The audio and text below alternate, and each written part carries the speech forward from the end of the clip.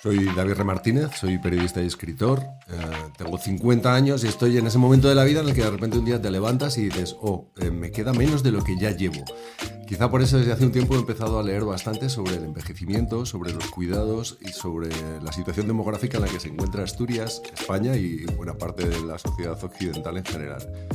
Y creo que tenemos que empezar a pensar ya en soluciones y que podemos convertir un problema en una oportunidad. Bienvenidos y bienvenidas a Cómo Ye la Tu Movida. Soy Javier Fernández y estoy encantado de recibiros en un podcast en el que personas inquietas y emprendedoras ofrecen soluciones para acercarnos a una Asturias mejor. David, ¿qué? Pues venía pensando, ¿pero por qué has elegido este tema? es que es de risa, tío. De todos los que te interesan, porque me interesan muchas cosas. En realidad es un tema que ya de mano tú planteas hablar sobre el envejecimiento y es un tema que interpretamos como negativo, cuando no debería ser. Es un marrón de proporciones épicas. Yo cuando me lo dijiste también digo, hostia, le va a echar ganas David, porque... Hay que echárselas porque precisamente el punto de partida es cambiar ese tinte negativo, ¿sabes? Peyorativo que tiene el concepto de vejez. Tenemos una sociedad tan volcada con iba a decir la juventud constante, pero en realidad es la adolescencia constante, con ese culto a la belleza y a la creencia de la inmortalidad que despreciamos la vejez, la ocultamos y la vemos como una tara. Y precisamente yo creo que ese es el punto de partida, porque eso ya de mano excluye a un porcentaje cada vez más grande de la población, ¿no? Sí, pero te digo, no creo que haya 4 personas en toda Asturias que no metan el envejecimiento de la población en sus top 3 de problemas. Sí, por supuesto. Es un problema, pero como todo se interpreta como un problema desde el punto de vista económico. Porque cuando pensamos en el envejecimiento de la población, lo primero que pensamos es, hay una cantidad de gente que no es productiva, que no va a aportar nada a la economía, sino que encima va a absorber recursos, vamos a lograr mantener el sistema de pensiones. ¿Y qué van a hacer todos los que no son viejos todavía frente a esa situación económica? Cuando eso, de mano, es un planteamiento totalmente injusto. Primero, es reduccionista interpretar nuestra sociedad solo desde el punto de vista económico, pero además es injusto. Porque toda esa gente, desde el punto de vista económico o tal cual entendemos nuestro sistema capitalista, está cobrando una pensión o está recibiendo unos cuidados porque ha estado cotizando durante muchísimos años. Yeah. Bueno, ahora vamos para allá. Bueno, bienvenido al estudio lo primero. Bueno, bienvenido otra vez, porque tú conociste el de Llanera, conociste el mío en casa. Yo soy parte de la familia. Sí. David, para el que nos esté escuchando, es periodista y escritor, que lo puse así por lo que escribiste el otro día en tu blog. Sí. Es que queda muy bien. Desde que escribo libros, te menciona todo el mundo, te presenta así, y parece que escritor es como un incremento del talento o del mérito sobre periodista. Y bueno, el otro día escribí una pieza reivindicando que no, precisamente para mí tiene más mérito, más dificultad ser un buen periodista que ser un buen escritor. Pero este es otro debate mucho más largo. Ya, oye, pero es verdad eso de que suena como mejor, porque yo creo que periodista y community manager, por ejemplo, es como... Claro, es que la propia economía, volviendo a lo mismo, jerarquiza roles de muchas formas. Parece que escribir un libro es más complicado porque tenemos esa visión del escritor como alguien con un genio especial. Porque antes era muy difícil publicar libros, era más inaccesible que ahora, igual que era muy difícil publicar discos. Y parecía que el grupo de música que conseguía editar un disco o el autor que conseguía editar un libro es que era un gran talento en el ámbito en el que publicaba, ¿no? Hoy en día ya no es así. Y además es una cuestión de extensión y de estructura. Escribir un libro normalmente en España es escribir de algo que te gusta, bien sean conocimientos o emociones. El periodista escribe de lo que les gusta o de lo que no les gusta a otros. Habla de un punto de vista ajeno, pero bueno, ya te digo, es un debate, como bien sabes tú, como periodista, muy largo. Pero yo sí que creo que los escritores tenéis un punto de genio, ¿eh? Por ejemplo, no sé, creo que para escribir un libro un poco más técnico, que sea un reportaje largo, que tú dices de Extensión Informa, bueno, pues te puedes arreglar teniendo ciertas dotes de redacción, pero ya para hacer algo más novelado sí que hay que tener el talento. Se aprende. O sea, es una cuestión de extensión. Tú para enfrentarte a un libro necesitas un año. O bueno, si tienes mucha experiencia, 6 meses. Pero necesitas un tiempo muy largo con una gran preparación. Los tiempos del periodismo son más cortos. Ahora, lamentablemente, demasiado cortos. Y por eso se hace tan mal periodismo inmediato. Pero bueno, precisamente de lo que estamos hablando ahora también vamos a hablar es de la gestión del tiempo y de la importancia que tiene el tiempo en nuestras vidas. Tú, por ejemplo, cuando te sientas a escribir un libro, ¿lo haces de la misma postura que cuando te sientas a escribir un artículo? No, no.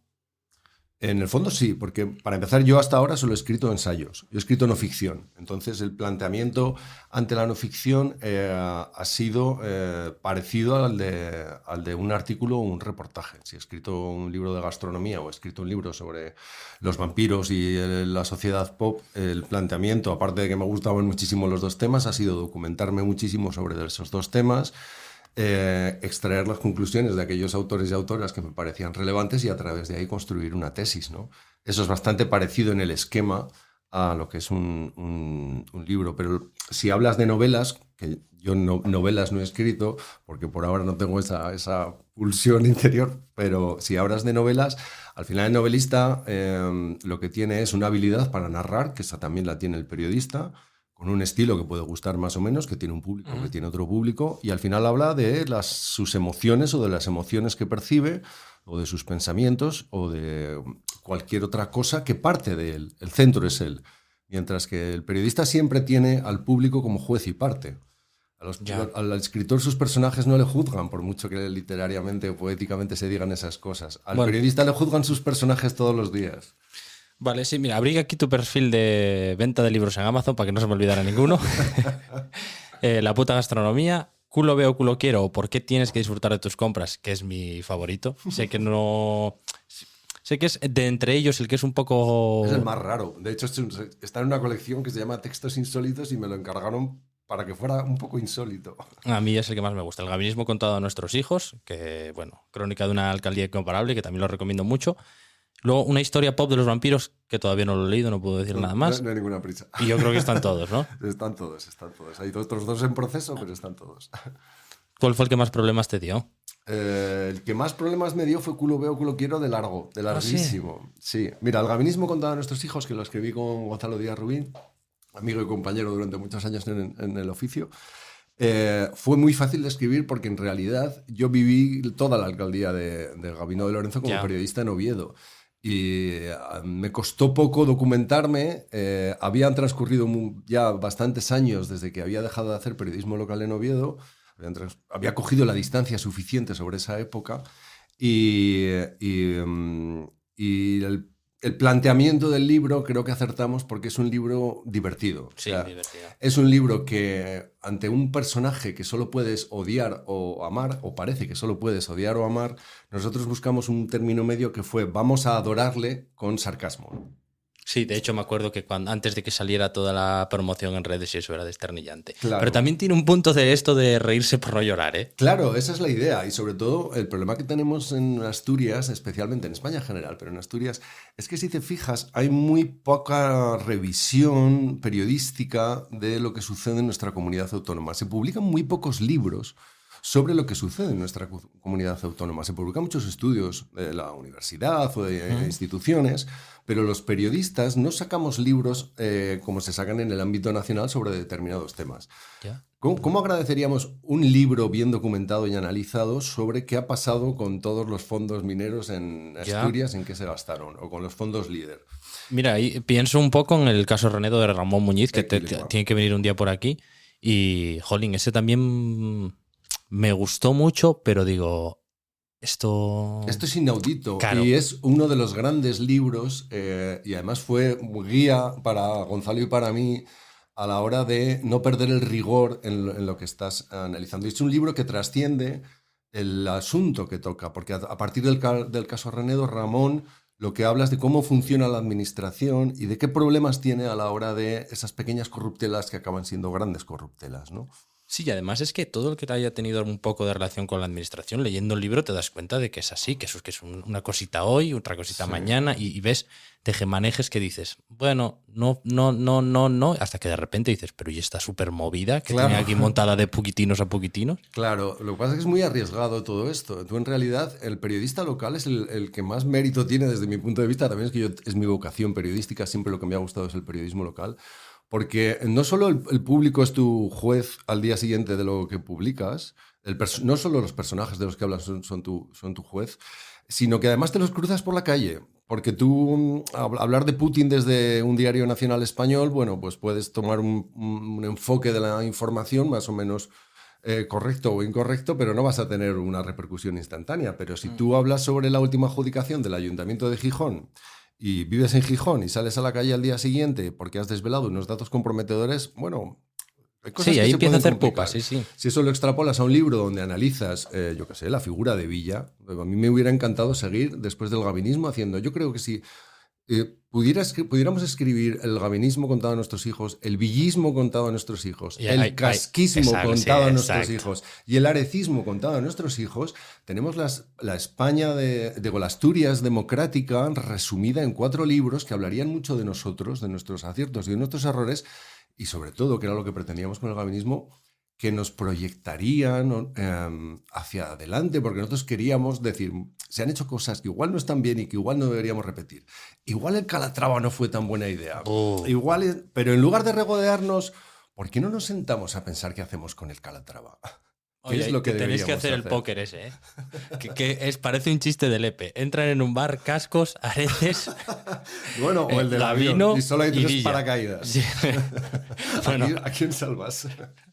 No, salvas, que se peleen entre ellos, tú. Era lo que faltaba, encima, tener... Una cosa es retratar hacer una revisión de lo que fue y encima tener que salvarlos. Pero bueno, por ir acercándonos un poco al tema que nos trae aquí, que es el envejecimiento. O sea, entiendo por tu introducción que ya te empiezas a notar un poco dentro del... Bueno, no es que me empiece a notar, es una cuestión numérica, puramente numérica. De hecho, a mí me pasa una cosa, yo acabo de cumplir el año pasado 50 años, pero físicamente todavía no tengo una decrepitud asociada a los 50 años. Debe haber un retrato de David Martínez en algún sitio. Por una sencilla razón, o sea, yo tengo un pelo así estropajo muy largo, entonces no tengo canas o muchas canas, bueno, da igual.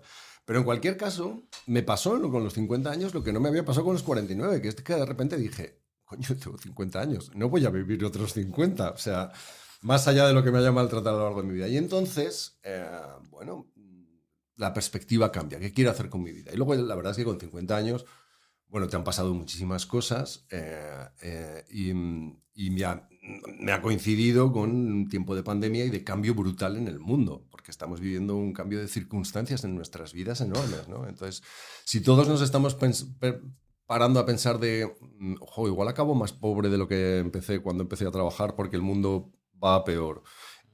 ¿Voy a poder seguir echando 12 horas diarias de trabajo y no teniendo casi tiempo libre? ¿Este dolor de espalda es circunstancial o es crónico? ¿Cuánto tiempo llevo exactamente sin dormir? ¿2 meses o 1 año? Todas esas preguntas, con 50 años, dices, sé, aunque no lo note, que poco a poco van a empezar, vas a tener unos primeros problemas de huesos, ¿sabes? Vas a no tener tanta energía para dedicar 12 horas de trabajo. Cosas que te hacían feliz ahora ya no te hacen feliz. Vas a tener que aprender a disfrutar de otros placeres. Bueno, llevo esa reflexión continuamente. Se llama crisis de los 50, es una cosa... No, pero también te digo que esto que tú llamas el periodista malabarista, vaya cómo está la profesión para que hables con esa normalidad de trabajar 12 horas, que yo lo hago muchas veces también, y pero también estoy en ese equipo, pero cuando se lo escucho... a decir a otro es como lo que tú dices, que de repente dices, hostia. Es una trampa brutal, porque yo dejé mis 2 últimos trabajos, sobre todo el primero, o sea, yo después de trabajar durante muchísimos años en Vocento, en el comercio, en el diario Montañés y luego con otros periódicos del grupo, cuando me especialicé un poco en páginas web, en dirigir páginas web, dejé el grupo Vocento porque no veía mi vida 12 horas diarias desde las 7 de la mañana, fines de semana incluidos, con ese nivel de estrés. Luego, ya en concreto, esto ya es más personal, para el producto que estábamos ofreciendo, que cada vez a mí personalmente me parecía más decepcionante. Y he pasado a ser autónomo y ahora... para poder yo mismo un producto. Seguir haciendo 12 horas diarias, ganando mucho menos dinero, pero tengo esa pequeñita cuota de libertad que creo que es lo que he ganado, que es esta tarde no quiero trabajar, ¿sabes? Y no trabajo. No, y este cliente me está hartando, porque por 500 pavos no quiero dedicarle el esfuerzo que le estoy. Y está siendo también un aprendizaje a golpes, como todo es en mi vida, porque en mi vida ha sido... Yo soy bastante bola de pinball y no aprendo más que a golpes, pero bueno, también estoy aprendiendo a que muchas veces los autónomos regalamos mucha creatividad, que se dice ahora, regalamos muchas horas de ideas. servimos de sparring, porque te encargan muchas veces el cliente, no sabe exactamente lo que quiere, te pide que le hagas propuestas, todo lo que le hace, todo lo que dices le parece mal, pero a través de lo que le vas diciendo encuentra lo que quiere, pero no te atribuye el mérito de que le has conducido hasta ahí. Bueno, y aquí la máxima expresión, que los autónomos que estén escuchando esto se sentirán plenamente identificados, es esa propuesta que te piden y que luego ejecuta otro. Claro, por supuesto. Que dices, ¿cómo puede ser? Y muchas veces no es ni un problema de dinero, que dicen, bueno, esto creo que no me convence, y luego lo hacen ellos mismos. Mira, este era un tema que pensé cuando me propusiste el podcast. Porque yo llevo tiempo dándole vueltas a que uno de los problemas sociales que tenemos es que o los autónomos empezamos a trabajar en colaboración o no vamos o todo esto va a ir a peor. O sea, de la misma forma que a ti o a mí nos ofrecen un trabajo o nos proponen un trabajo, nos piden un presupuesto, siempre les parece excesivo. Y cuando vas a negociar te dicen inevitablemente que tienen otra oferta o que tienen a su cuñado que se lo hace por la mitad de dinero, sea lo que sea hacer de community manager, grabar vídeos o producir un podcast de calidad. De la misma forma que eso sucede, las propias empresas están compitiendo ya entre ellas en ese paradigma que se dice ahora. Te voy a poner un ejemplo para explicarte. Cuando yo trabajaba en Vanity Fair, en la redacción de Vanity Fair, es una revista de Condé Nast, yo dirigía la página web, justo cuando llegué se había producido un recorte de plantilla que continuaba otros recortes de plantilla o la historia de todos los medios de comunicación. De tal forma que en ese momento había muchísima más gente como colaboradora externa, freelance, que se llama, que es una palabra muchísimo más glamurosa. Sí, que muchas veces se esconde el falso autónomo. Que autónomo, bueno, un freelance siempre, no autónomo normalmente. Bueno, había muchos más colaboradores autónomos que periodistas en plantilla, con lo cual casi todos los contenidos los producían los colaboradores autónomos. Yo gestionaba para los contenidos con esos colaboradores. Igual tenía 5 colaboradores de cine, 3 colaboradores de moda. A muchos, con los que fui cogiendo más confianza, les decía asociaros, porque para mí es más cómodo que vosotros me solucionéis la sección de cine y que no tenga que ir yo encargando a cada uno, ¿sabes? Un artículo, negociando un precio, hacerme una oferta, asociaros entre vosotros, hacerme una oferta y decirme, todos los contenidos de la sección de cine de la Vanity Fair en la web cuestan esto. Y nosotros nos autogestionamos. Y proponed servicios, ¿sabes? Y hacemos vídeos o lo que sea. Pero el que gestiona ahora mismo equipos son equipos externos que no tienen nada que ver con él y no tienen ni tiempo para producir ideas, con lo cual acaba absorbiendo ideas. Ya. Entonces los autónomos, como en tantos otros ámbitos, o empezamos a trabajar colaborando juntos o tenemos la batalla perdida con el intermediario y con la multinacional. Bueno, yo creo que lo podemos contar, es un poco lo que hablábamos antes. Tú eres el director de la Asociación Asturiana de Podcast, que organizó aquí en Gijón las Jornadas Nacionales de Podcasting por primera vez más arriba de Madrid. Y desde entonces venimos haciendo cosas como esta y estábamos hablando de seguir empujando eso a exactamente lo que acabas de decir, que es un poco una productora de contenidos. Oigan, ¿necesitan ustedes algo con lo que rellenar sus medios de comunicación? Pues aquí está, ¿sabes? Claro. Es que lo hablamos de los autónomos, pero lo podríamos hablar del sector del queso, lo podríamos hablar del sector del vino. Te pongo los ejemplos gastronómicos porque es de lo que más me apasiona, escribir de gastronomía. Pero el mundo siempre ha sido de los intermediarios, pero ahora muchísimo más. Vamos al mercado de los libros. Un autor de libros, un autor estándar, cobra entre el 8 y el 10% del precio de venta. Pero es que la editorial no se lleva a todo lo demás. Casi todo se lo lleva el distribuidor. El punto de venta no te creas que se lleva mucho. Es el canal de distribución. ¿Quién se lleva el negocio de Amazon? Amazon, que es el canal de distribución, es la plataforma de distribución. Entonces, la única forma de romper contra la multinacional productora y la multinacional distribuidora es que el pequeño productor, sea un autónomo con trabajos de comunicación como nosotros, o sea una pequeña quesería, se agrupe con otra gente de su sector y no ya solo para pelear contra el gran mayorista con más poder, sino para ganarse a un público propio.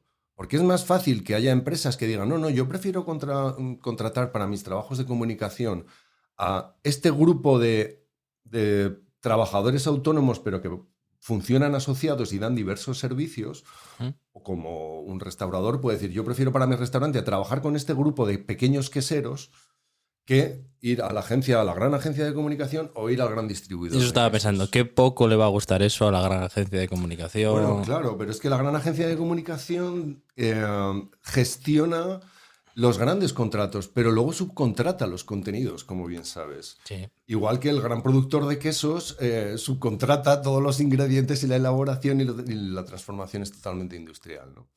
Las grandes multinacionales de quesos no existirían si mediante la política agraria común y muchas otras cosas toda la explotación láctea de Europa estuviera como está. O sea, absolutamente empobrecida y sin futuro. Bueno, oye, vamos a volver a que te dolían los huesos. Efectivamente. mi resumen es, joder. Hacer más deporte. Eso es. Y que el tema del envejecimiento. El tema del envejecimiento. Mira, yo he hecho como 5 puntos principales. Vale, los vamos a escuchar, luego recapitulamos y vamos con las soluciones, si te parece. Exactamente. Bueno, vamos a ver. Primero, somos una sociedad envejecida. Esto es indiscutible. Y vamos a ser cada vez más una sociedad más envejecida. Por fortuna, que cuando decimos esto parece que es una mala suerte, pero es por fortuna, porque cada vez la esperanza de vida es mayor y cada vez los avances médicos nos permiten vivir más. Cada vez la mortalidad desciende. Lo solemos ver desde el punto de vista de la natalidad. La natalidad está descendiendo y por eso tenemos una sociedad muy envejecida. Obviamente son los dos motivos. Pero el motivo del envejecimiento no es negativo, es positivo que podamos envejecer. Es positivo que cada vez seamos más viejos. Ah, vale, quieres decir que es bueno que no nos muramos antes. Es bueno que nuestra esperanza de vida no esté en 65 años. Eso es verdad, sí. Segundo, la vejez está estigmatizada. Esto no lo voy a decir más porque lo hemos dicho antes, pero ser viejo es negativo. De hecho, lo decimos nosotros. Oh, me estoy haciendo viejo. Pues estoy aviellando, sí. Ya, Sí. pero es que es parte de la vida. ¿Por qué de las 3 partes de la vida del cuadro del aguador de Velázquez, sabes? De las 3 edades del hombre, la tercera, un tercio de tu vida, lo tiras por la basura ya de mano antes de llegar? ¿Por qué no quieres llegar a eso? ¿Por qué asociamos vejez con decrepitud o con esperar a la muerte? ¿Ya? Porque en el fondo hay un punto de vista económico. Porque el viejo deja de ser productivo para la sociedad. Es lo que te decía antes. Entonces se entiende que como ya no aporta, ya no en la pirámide molesta. No puede estar más engrosada la pirámide por arriba que por abajo porque no produce. Y bueno, nuestra vida es algo más que nuestra condición de trabajadores o consumidores. Afortunadamente, estaba pensando lo de consumidores, porque digo, bueno, es verdad que no producen, pero consumen, que en muchas ocasiones también, desde un punto de vista más estrictamente económico, también se puede defender. Pero vamos, que estoy totalmente de acuerdo en que somos mucho más que fuerza de trabajo y capacidad de gasto. Bien, resumiendo los 5 puntos y luego desarrollamos. Si el primer punto es que somos una sociedad envejecida, el segundo punto es que somos una sociedad que tiene una demanda muy creciente de cuidados. Y cuando hablo de cuidados en general, no solo de cuidados médicos o de cuidados a dependientes, sino de los muchos cuidados que vamos requiriendo los mayores o que van requiriendo los mayores en distintos ámbitos, ¿vale? Tanto de los puramente médicos de enfermedades cronificadas, como los asistenciales, como los sociológicos, porque normalmente la política ignora a la gente mayor. No hay ofertas de ocio para la gente mayor. No hay propuestas de asociacionismo o de participación social para la gente mayor. Y eso también entra dentro de este tema de debate. El tercer punto, después de una sociedad envejecida y que los cuidados son una gran demanda, no solo económica, sino también sociológica, es que lo que ahora ya se llama economía de los cuidados, que se empieza a entender como un sector económico, nos obliga a un cambio del punto de vista de cómo entendemos la economía. Esta economía está totalmente individualizada, por eso nos han empujado a todos a ser autónomos, para pelear entre nosotros como individuos. La economía de los cuidados, como hablamos de algo más, como el cuidado no es una mercancía, sino que es un servicio humano, aparte de que se pueda convertir en un negocio rentable y en una aportación económica a la sociedad, pero como es más amplio, nos obliga a pensar en colectivo, que es algo que está desapareciendo. Desde que salimos al balcón a aplaudir a los médicos no hemos vuelto a pensar en colectivo con la COVID. Y la economía de los cuidados puede aportar eso. El cuarto punto, yo creo que es el más importante, es que el cuidado puede contribuir a la democracia. Porque estamos perdiendo la democracia hoy en día, como estamos viendo con el resurgimiento de los movimientos ultras, estamos viendo con la invasión de Rusia en Ucrania, con muchísimos fenómenos, la democracia y el estado del bienestar, entre comillas, al que habíamos alcanzado, está en peligro. Sí, se empiezan a poner en entredicho cosas que, claro, libertades, derechos, volvemos a debates muy fundamentales que eran más propios de la generación de mis padres cuando estaban corriendo delante de los grises, sí. ¿no? El cuidado nos obliga a mirarnos como sociedad dentro de esa reflexión colectiva que te decía. Y propone un debate mucho más democrático en esencia que hablar sobre la subida de la cuota a los autónomos o no la subida de la cuota a los autónomos. Digo, por volver a algo que nos incumbe.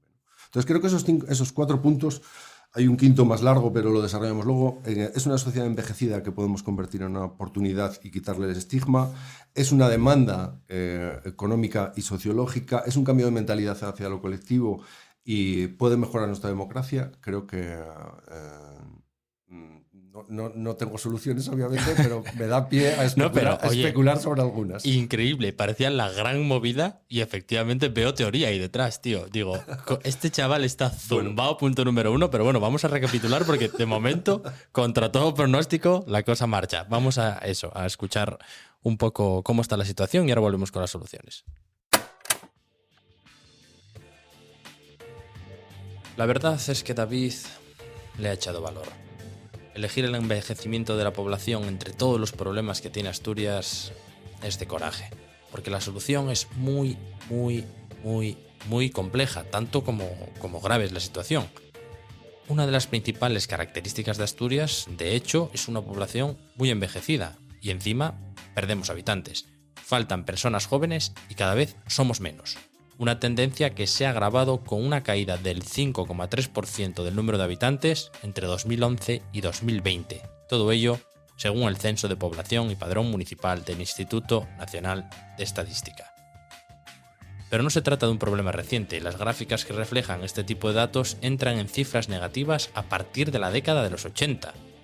Tal y como recoge el estudio La economía del Principado de Asturias, diagnóstico estratégico, elaborado por CaixaBank Research, la crisis de población que sufre todo el país ya comenzó a castigar a Asturias hace 20 años. Ni siquiera la llegada de residentes de nacionalidad extranjera ha podido invertir esta tendencia.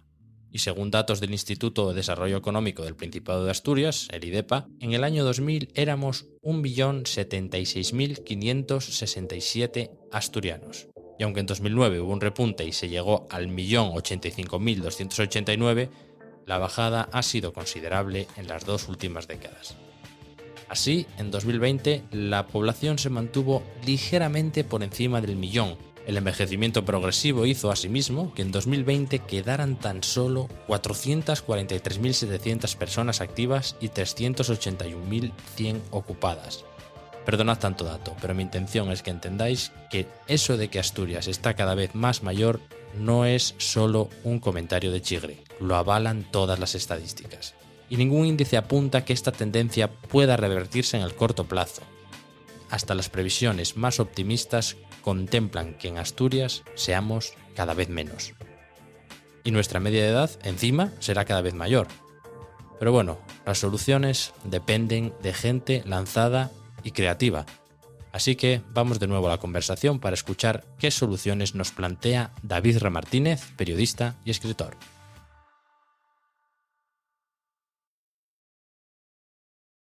Bueno, pues menestra de datos. No, me gusta lo de gente lanzada y creativa. Yo estaba pensando, pues lanzado sí, porque temerario ha sido toda mi vida, pero creativo... Hombre, creativo, ¿Qué pasa? por supuesto. Odio la palabra creatividad, porque es otro... Es que es una cadena. Es otra esclavitud, Sí. Porque ahora estamos obligados a ser creativos Sí. todos los días. Y, ¿qué es eso de creativo? ¿Qué es crear? Parece que crear es tener todos los días un talento que se supera a sí mismo todos los días. Sí, ¿no? expresión. Joder, Sí. ¿no? Está crear y luego está emprender, Ya, que también es otra. Bueno, en cualquier caso, voy a lanzarme. Está bien. Es que los datos... oh Dios mío, qué datos. Y hay uno que se repite mucho, hay 2 datos que se repiten mucho en Asturias los 2 últimos años. El primero es, vamos a bajar de 1.000.000 de habitantes, cosa que no sucedía desde mediados de los años 60, que es equiparar una una cifra demográfica a una situación socioeconómica, ¿sabes? En plan de, oh Dios mío, vamos a volver a la época del landismo casi, ¿sabes? O previa al landismo, ¿cómo vamos a ser la España de los años 60? Bueno, empecemos a separar, no asociemos demografía a economía siempre o únicamente. Y te lo pongo en un símil más fácil. Asociamos vejez con jubilación. ¿Cuándo empiezas a ser viejo? Si tú haces esta pregunta, ¿cuándo eres viejo? Cuando te jubilas, a partir de los 65, o a partir de los 67, o de los 70, o la edad. O sea, parece que la vejez comienza con la jubilación, cuando no es así. La vejez en cada persona comienza en distintos momentos. La vejez tiene una serie de rasgos bastante identificables que no dependen solo de cuando dejas de cotizar y te empieza a pagar el Estado por el dinero que has ido contribuyendo, ¿no? Sí, pero a nivel de datos sí que va por ahí, ¿eh? Porque o es la cifra del año de nacimiento o efectivamente el día que dejas de trabajar, ¡pum! Sí, sí. Mira, yo tengo 2 libros de cabecera sobre este asunto que te traigo y que recomiendo a todos los que nos escuchéis y a todos los que nos escuchéis. Uno que para mí es capital, que es Tiempo de cuidados, de la filósofa Victoria Camps, publicado por ARPA, es la editorial donde trabajo y no es que haga publicidad, es que es un librazo en sí mismo. Primero, es una de las grandes filósofas que tenemos en España y además es una filósofa accesible, porque ya sabes que los libros de los filósofos muchas veces son inaccesibles. A Victoria no solamente es accesible, sino que a mí personalmente me da una paz tremenda leerla, porque es una mujer muy reposada que se sabe expresar con mucha sencillez sobre asuntos complejos, que yo creo que es lo más difícil a la hora de escribir. Vale, ¿cómo es el título, por repetirlo? Tiempo de cuidados. Vale. Es un libro del año pasado y tiene de subtítulo Otra forma de estar en el mundo y aborda todo esto que estamos hablando. ¿Okay? Hoy lo tienes lleno de papelinos, ¿eh? Lo tengo lleno de notinas, sí, sí. Y esto es el calibre, como bien sabes, de lo que te interesa un libro, porque bueno, yo las notas las guardo para luego, son cosas que voy a usar en artículos y demás, ¿no? Pero, por ejemplo, ella resume los... Hostia, estás muy preparado. O sea, tú luego esto lo marcas para ir trabajándolo... Claro, porque yo sé que en algún momento todo esto lo voy a usar en algún texto. O voy a tener que hacer algún vídeo sobre esto. O, Dios mío, me va a llamar Javi para un podcast y digo, espera, ¿dónde está el libro de Victoria Camps que leí y que fui apuntando? Hostia, mis dieces, ¿eh? Porque ese nivel de organización... Me ha costado mucho. ¿Sí? Fíjate, empecé a tenerlo... Yo soy muy desorganizado, o era muy desorganizado en mi vida personal, y yo empecé a ser organizado cuando me hicieron jefe en el periódico. Te hicieron jefe, sí. no es ascendí. Bueno, ni nada. uno de los problemas en el periodismo es que cuando se te da bien ser redactor te hacen jefe, que no tiene nada que ver con ser redactor. Eso es ¿sabes? verdad, tío. Entonces tienes que aprender a ser jefe. Sí, y luego las redacciones, también es verdad que, bueno, habrá muchos entre quienes nos escuchan que no son periodistas, pero solo porque la entrevistas contigo habrá muchos que sí, y todos saben perfectamente que uno de los problemas de los periódicos, medios de comunicación en general, es que por cada soldado hay 8 generales. Sí, es insostenible. Es una pasada. Es que hay 1000 pastores por una oveja. Sí. Pero bueno, porque claro, el recorte se ha hecho por abajo, no se ha hecho nunca por arriba. Pero bueno, en cualquier caso, es que, claro, uno de los... Ser jefe, yo creo que, por lo menos por mi experiencia, aprendí que necesitas 3 cosas. Primero, una gran capacidad de organización, que eso empieza por tu organización personal, y empecé a hacer cosas de este tipo, de volverme más organizado. Segundo, tienes que saber manejar egos, porque normalmente... en el periodismo, sobre todo, todos tenemos un ego enorme y manejar gente es entender a esa gente más allá del artículo que les estás pidiendo o del trabajo que les estás pidiendo. Y bueno, la tercera cosa que aprendí, que también me viene bien cuando la vida va un poco más torcida, es que si yo de las 20 decisiones que tomaba cada día, un tercio eran buenas, me tenía que ir satisfechísimo a casa, porque conseguir un porcentaje mayor está al alcance de muy poca gente, ¿no? Pero bueno, volviendo a Victoria Camps, ella, por ejemplo, te digo los rasgos, ella sintetiza los rasgos en los que ahora mismo entendemos que alguien está envejeciendo, que ya es viejo. Dice, primero, un declive sentido como irreverente y desfavorable, un declive físico y psicológico. Empiezas a notar que no eres el mismo y sientas que va la cosa peor. Lo segundo, la curiosidad y la admiración decrecen, ¿sabes?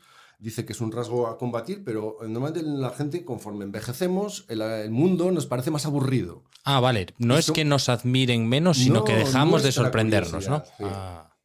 Pues eso es un poco... Te eso es un bajón, los leo, sí, pero te los leo porque yo ahora al releerlos para el podcast, al releer esta nota, he dicho, Es curioso, porque esto nos está pasando no solo ya a los viejos, el mundo nos está pareciendo tan amenazador que la curiosidad y la admiración hacia el mundo nos decrecen, ¿sabes? Nuestro sentimiento de declive personal y físico, por todo el tiempo que llevamos encerrados en casa o que nos hemos movido, también baja. El tercer punto, dice, es el refugio en la rutina y en los hábitos. Que la gente vieja se refugia en la rutina y en los hábitos porque les da más seguridad, que es una consecuencia también de perder la curiosidad y la admiración por el mundo, ¿no? La capacidad de sorprenderte. Esto también, con el teletrabajo, nuestras rutinas se están volviendo una parte mucho más importante de nuestra vida. El sofá nos está atrapando. Sí, tío. La vida en pijama o en ese chándal que te pones para no parecer que estás en pijama, o la ducha retrasada hasta las 10 de la mañana, también coincide con esto. Hostia, ¿no? Nos estás poniendo en el diván, cabrón, ¿eh? Aquí Claro, pero el cuarto rasgo es la desconfianza hacia los demás. Los viejos desconfían más de los demás porque son más miedosos, ¿no? En teoría. Esto nos está pasando. Sí. Dentro de las redes sociales desconfiamos de todo el mundo. Todo el mundo nos parece sí. sospechoso de lo que sea, de lo que no coincide con nuestra forma de interpretar lo que nos está sucediendo. Luego dice, un miedo por la inminencia de la muerte y del sufrimiento. ¡Caramba! La guerra ya está aquí, vamos a sufrir. Los políticos solo usan el miedo. Bueno, el viejo también, o la vieja en teoría tiene ese síntoma. Luego dice una ambivalencia en relación con sus coetáneos. Y esto es una cosa muy interesante. Dice que los ancianos no se reconocen en la imagen que la sociedad tiene de ellos mismos. ¿Sabes? Es una forma de sentirte rechazado. Ya. Y nosotros ahora mismo tampoco nos reconocemos en la sociedad. Nos vemos todos como que la sociedad es algo que ya no va con nosotros. Nos sentimos raros dentro del mundo. Porque nos estamos saliendo de la sociedad, ¿no? Y luego el último rasgo que dice de la vejez, para identificar la vejez, es la invisibilidad social, que yo creo que es el punto de partida. Los viejos no existen. Si te fijas, a mí me hacía mucha gracia cuando trabajaba en periódicos, las fotos que poníamos para hablar de la caída demográfica siempre eran iguales. Un viejo de espaldas en un banco, para no sacarle la cara. Sí, o pasando en un dando parque. y de comer a las palomas. O siendo atendido en una residencia. No dabas ninguna imagen de un viejo jugando a la petanca riéndose. Nunca. Siempre dabas una imagen melancólica para ilustrar un titular sobre la caída demográfica. Es verdad. Y nunca me lo había planteado yo tampoco, ¿eh? Claro. Y ahora llevamos cifras. Con las cifras que has dado, hay una cifra brutal que se repite machaconamente. Asturias lleva desde 2014 a la cabeza del envejecimiento nacional porque su índice de envejecimiento es del 125%. ¿Qué significa eso? Que hay 125 mayores de 64 por cada 100 menores de 16 años. Y es un rollo de... Oh, pobres, los menores de 16 años van a tener, esos 100 menores van a tener que pagar la residencia y la asistencia a domicilio de todos esos 125. No, caramba, no. Empecemos a cambiar. Bien. Vamos, soluciones, venga. Soluciones, vamos a ellos. La primera es la solución, es la economía de los cuidados. Que esto ya existe y no nos estamos enterando como sociedad de que esto es un sector económico. Cuando el capitalismo en el que vivimos, guiado por el neoliberalismo que busca el máximo beneficio, determina que hay un nuevo sector económico, esto es como cuando se ponen a pelear Rusia, China, la Unión Europea y Estados Unidos por las reservas petrolíferas del Ártico, ¿sabes? Porque resulta que entre el Ártico tienes el 50% del gas en quisto que hay en España, en el mundo licuado. Pues esto es lo mismo. Si de repente los informes económicos empiezan a hablar de una cosa que se llama economía de los cuidados, es, ojo, aquí hay dinero, o se puede hacer dinero. ¿Cómo vamos a hacer dinero como sociedad en esto?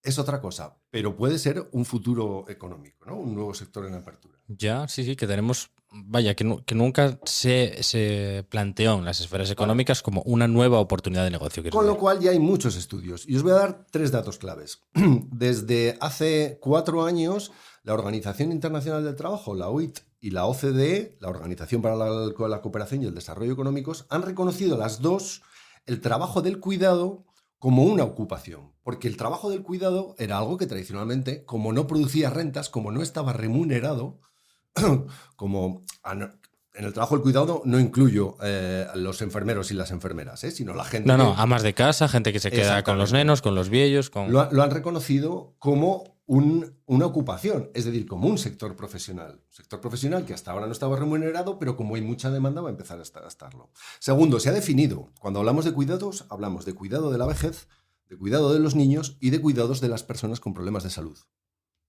O sea, es un sector económico que además está muy concretado y con distintas vías. El New York Times ya tiene una sección, en su sección de economía, ya habla periódicamente del cuidado de los niños como un sector económico en alza. con la expansión de guarderías y de actividades, porque los padres no pueden cuidar a los niños. En breve va a suceder eso con los ancianos, porque no he entrado en el debate de cómo los llamamos. Yo voy a llamarlos viejos y viejas porque creo que hay que quitarle el sentido peyorativo, pero a la vejez. Corea del Sur, Estados Unidos, Suecia, hay países que están ya concentrando estudios en todo eso. España ya empieza a tener sus primeros estudios. El INE en 2019 sacó un estudio donde analizó cuánto tiempo dedicaban los hogares españoles al cuidado de niños, ancianos, gente con problemas de salud. Y lo que salió es que el tiempo que dedicamos equivale a 28 millones de empleos a tiempo completo. 28 millones de empleos a 8 horas. Eso es un 30% del todo el tiempo del mercado laboral actual. Mamina. Claro, y eso va a ir en aumento. Porque muchas de estos cuidados no vamos a poder realizarlos, porque cada vez cuesta más ganar un salario. Si cada vez te cuesta más ganar un salario, tienes que cuidar de tus hijos, tienes que cuidar de tus padres o de tu madre o de tu padre. Y además, alguien tiene un problema de salud en casa o tienes un dependiente del que te tienes que hacer cargo. Esto es un cacao. Donde, obviamente, igual que al caer la sanidad pública, los sistemas sanitarios privados ahora ya se están infiltrando tentacularmente y no te va a quedar más remedio que pagar un seguro privado, pues esto va a ser algo así, ¿no? Hasta ahora el cuidado lo prestaban las mujeres en las casas, sí, básicamente, las administraciones públicas con distintos modelos, desde el modelo nórdico, que es el modelo en el que el Estado se ocupa de todo y da todas las asistencias gratuitas, hasta el modelo mediterráneo, que es el que nosotros teníamos, que básicamente se dividía en las pensiones, el Estado te da un dinero, y después hay una serie de redes familiares en lo privado que complementan esas ayudas, ¿no? Obviamente esos modelos en las últimas décadas se han ido mixtificando y nosotros ahora mismo tenemos un sistema un poco mixto, más batiburrillo que otra cosa. Pero junto a mujeres en las casas y administraciones, hay un tercer sector que está prestando cuidados en los últimos 20 años, que son las mujeres inmigrantes. ¿Quién cuida de los ancianos? ¿Quién cuida de los enfermos? Vete a un hospital. Yo he estado, por desgracia, los últimos años... En casi cualquier casa particular, si hay alguien que hace eso, lo hace una mujer. Muchos años de hospitales con distintos familiares.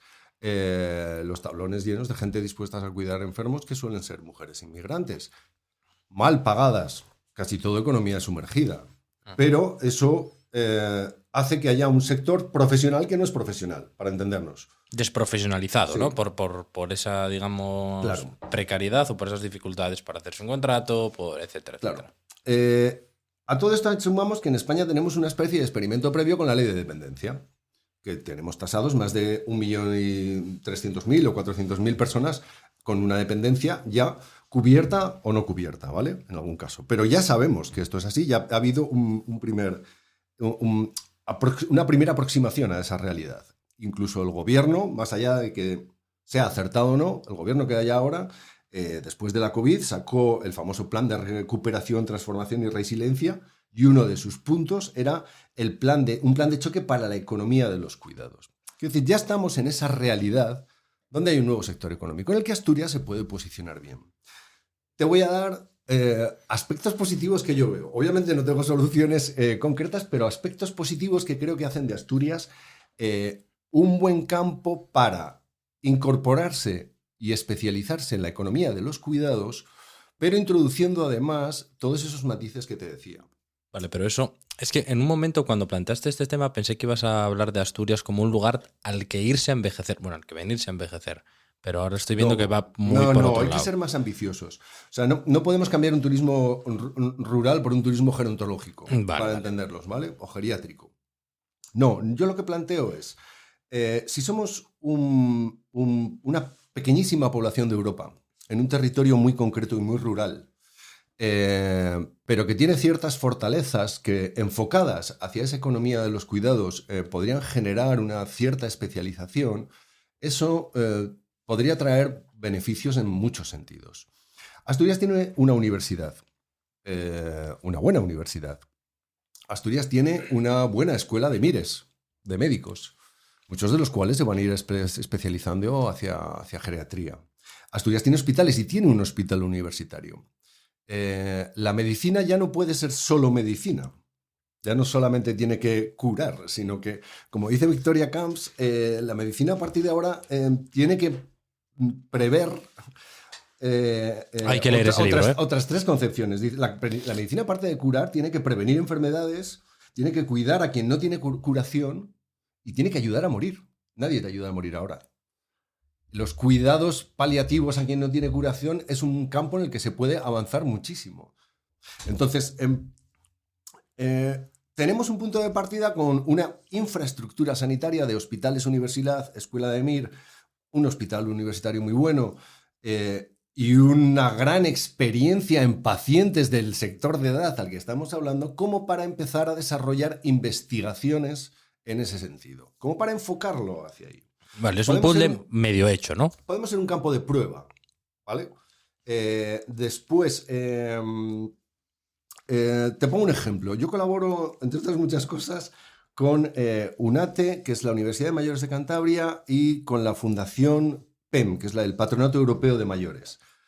Es uno de los colectivos que más interesantes hay en el país, creo, en este tema, porque ellos ya han empezado a reunir a expertos en la reflexión sobre el envejecimiento, cómo podemos convertir el envejecimiento en algo totalmente positivo, en una etapa de la vida donde no nos dé miedo, sino que podamos disfrutar. Y han editado un libro que se llama Piedras sobre nuestro tejado, que es el segundo libro junto a Tiempo de Cuidados que os recomiendo. Piedras sobre nuestro tejado se subtitula 6 reflexiones críticas sobre cómo abordar el envejecimiento. Son 6 expertos y expertas que hablan de esto. Bien, UNATE y el PEM están desarrollando una actividad que a mí me encantaría que hiciéramos en Asturias. Han empezado a entrevistar a los más mayores de Cantabria, de todos los pueblos, a recopilar todas sus vidas, uno por uno. Vaya podcast también ahí, ¿eh? Claro, pero ojo, con una metodología científica, ¿sabes? Con una metodología. No es simplemente sentar al abuelo o a la abuela porque han empezado con nonagenarios para luego ir descendiendo, sino que quieren tener un mapa de toda esa gente, de cómo ha vivido su vida, pero de cómo ha vivido su vejez también. Porque de todo esto, obviamente, lo mejor es el testimonio directo de quien ya está ahí y te puede hablar de qué necesidades tiene. Valor del libro de Victoria Camps es que Victoria Camps ya es una vieja.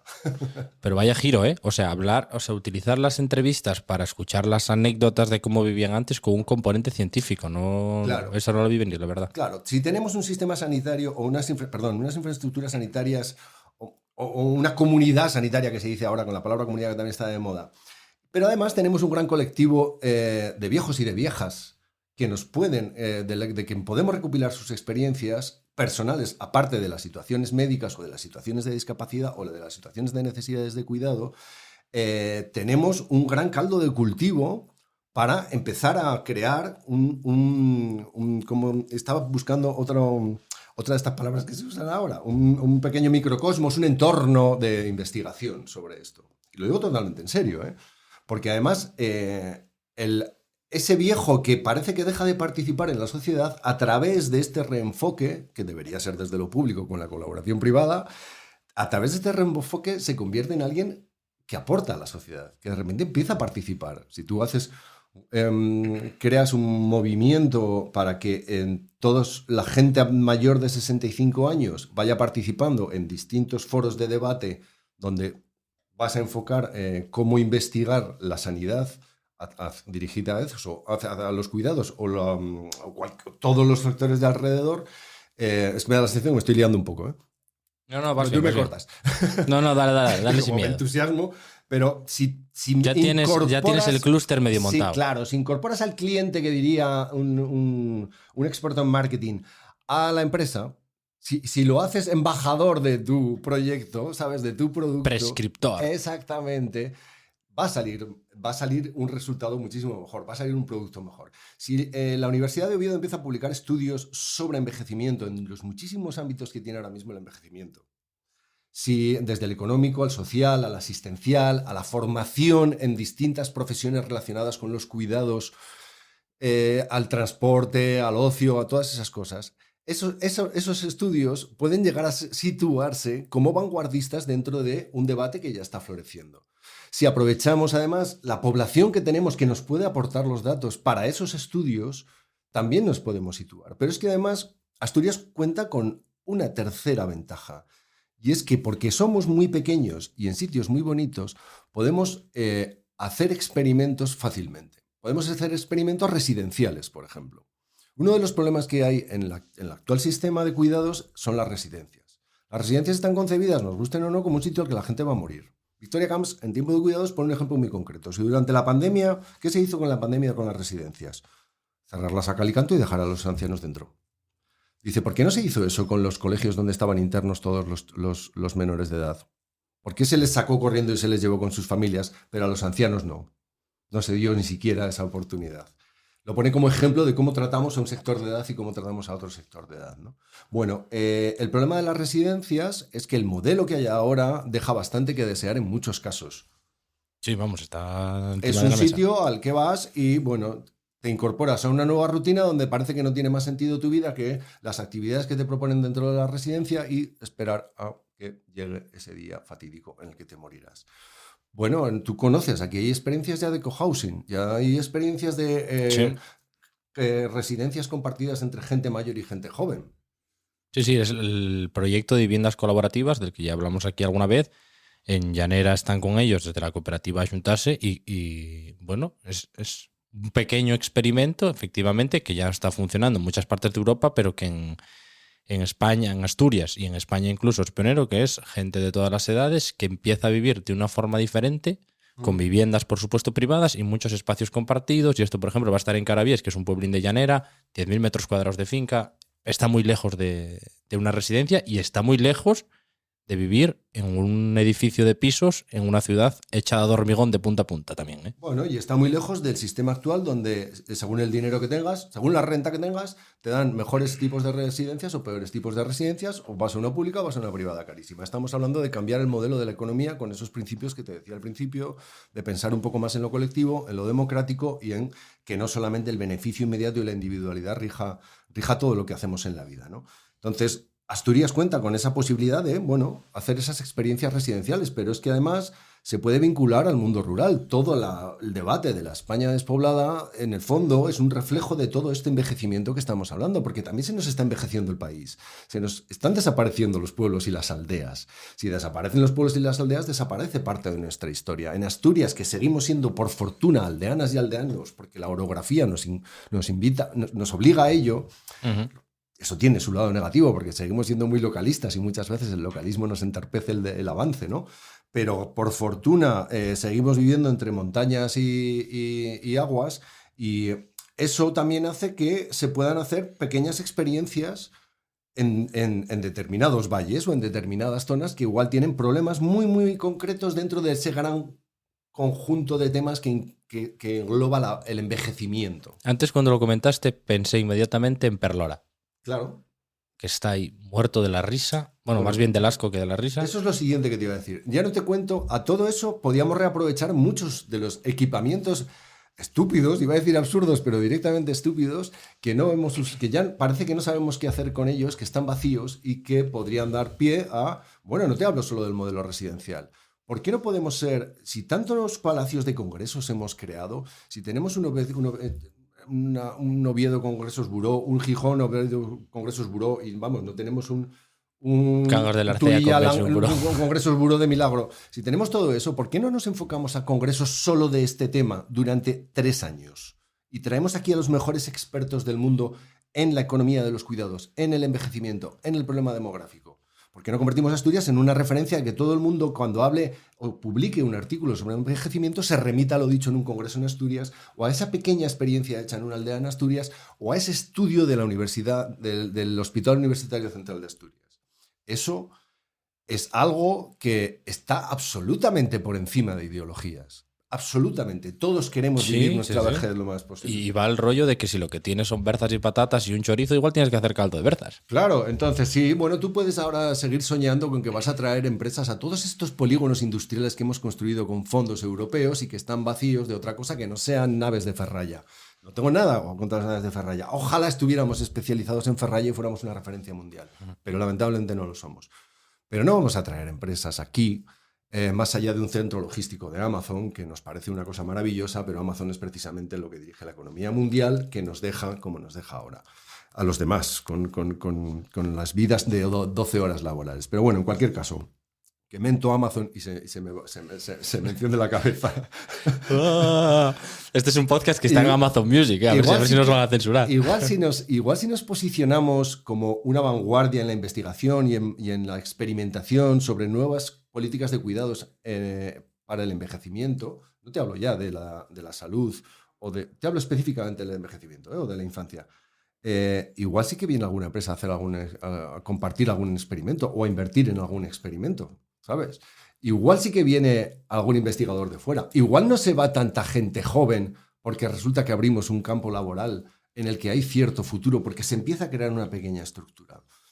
Y para acabar todo este speech, igual somos de las primeras regiones de Europa que conseguimos tener una población vieja, activa, que no sea solo la foto del paisano sentado de espaldas en un banco y esos horribles aparatos de gimnasia que les colocamos en todos los parques y que al final sirven para hacer porros a las 2 de la mañana.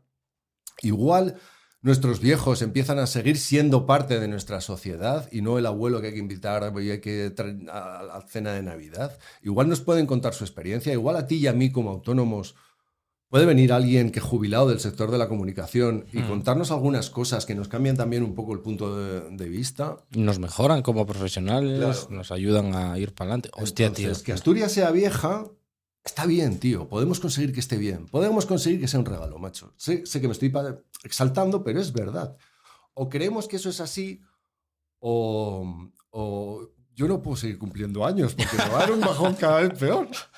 Te digo, te repugnaste un poco con lo de personas y lanzadas y creativas. Hostia, si esto no es creativo y lanzado, cuando dijiste lo de envejecimiento de la población, entre los que lo están escuchando, si alguien la vio venir, que lo ponga en algún comentario o en algún sitio, porque esto es para caer de culo, tío, la verdad. Es que me quema mucho que nos hayamos tragado este rollo de que tenemos que ser cada día en nuestro trabajo mejor que el día anterior, ¿sabes?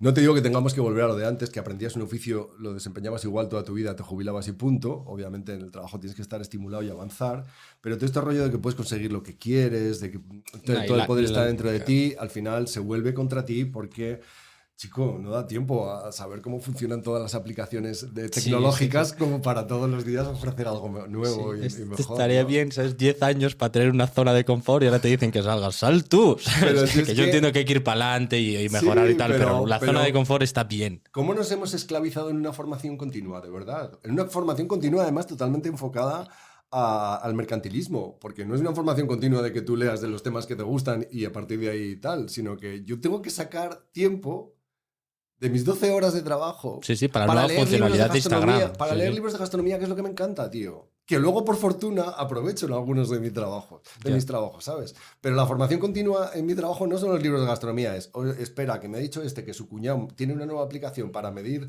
las métricas en Instagram y tengo que saber aprender a usarla ya. Sí, porque si no me muero. Si no, en la siguiente oferta me van a decir que si no hago eso no me la compran, ¿no? Entonces, por eso odio, vamos, yo no odio, pero detesto cosas como la creatividad o la proactividad o eso. Bueno, David, tío, pues menuda movida, efectivamente.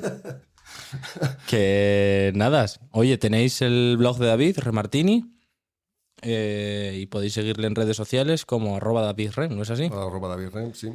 Y andas escribiendo por ahí, si lo quieres contar tú. Bueno, escribo en El Comidista, que me hace muy feliz. La del Chosco fue la última. Bueno, cuando esto se publique igual que hay alguna vez. Pero... intento colocar todo lo que puedo porque, bueno, soy asturiano de adopción, pero llevo aquí ya desde el 97, madre mía, llevo 25 años aquí, la mitad de mi vida, aunque he estado muchos años viviendo fuera y pasando aquí solo fines de semana. Y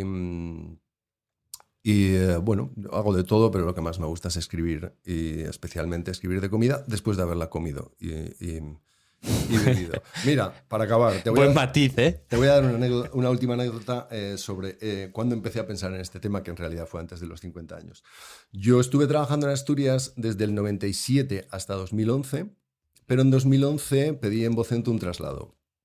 Me mandaron a Santander y, bueno, hice muchas cosas entre 2011 y 2018 que volví a Asturias. Estuve esos 7 años fuera, estuve en Madrid, estuve en Santander, bueno, unas pequeñas temporadas en otros sitios, pero al volver yo vivo en la calle Azcárraga, en Oviedo.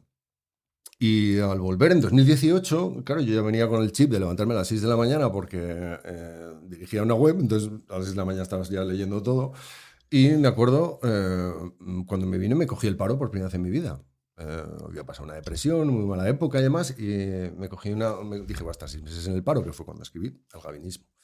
Y me acuerdo el primer día que salí de Oviedo, claro, yo solo venía los fines de semana, y salí de Oviedo un lunes a las 8:30 a desayunar. Dije, me voy a la Antigua a desayunar. Y no había bares abiertos, tío. No había bares abiertos cuando yo viví muchos años en la Plaza de Trascorrales siendo periodista en Oviedo y desayunaba en el Sevilla un mogollón de días a las 7:30 de la mañana. ¿Qué pasa? Claro que del centro de Oviedo han desaparecido las oficinas, han desaparecido muchas profesiones liberales, han desaparecido muchos de los clientes a los que se les daba desayunos a primera hora, porque la sociedad se La vida de lunes a viernes se está huyendo. Y a raíz de ahí me empecé a dar vueltas por todos los barrios y noté el envejecimiento de la última imagen que yo tenía de Oviedo en menos de una década. Estoy hablando de eso, de la década de los 2010. Que en realidad para estas cosas es nada. Claro. Entonces, no solamente son mis 50 años, sino que dije, esto que a mí me parece mal, y lo comenté en su momento como negativo, cómo ha envejecido Oviedo, es no. Todos somos viejos, luego todos tenemos que tirar para adelante. Oye, un gustazo siempre contar contigo, David. Muchísimas gracias. A ti, Maño. Muy guapa la Tu Movida. Como Ye, la Tu Movida es un podcast original de El Estudio. Suscríbete a este canal para no perderte ningún episodio.